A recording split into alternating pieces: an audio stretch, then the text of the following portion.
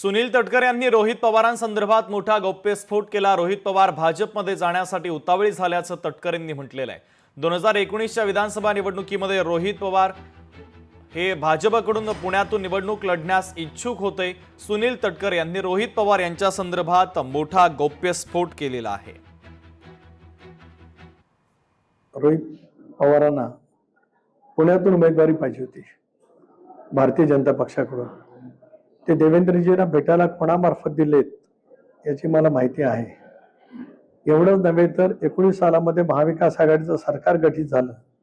ज्या सरकारमध्ये रोहित पवारांना स्थान मिळू शकलं नाही, त्यावेळेला सुद्धा भारतीय जनता पक्षाच्या नेतृत्वाकडे जात पुण्यातून मी राजीनामा देतो, मला परत कर्जतमधून पोटनिवडणूक भाजपच्या चिन्हावरती लढवण्याची परवानगी द्या असं सांगणारे रोहित पवार माझ्या 29 बाबतीमध्ये बोलण्याचा त्यांना कुठलाही नैतिक अधिकार त्या ठिकाणी नाही। लोकशाही मराठी ऐका, पहा, जागरूक रहा।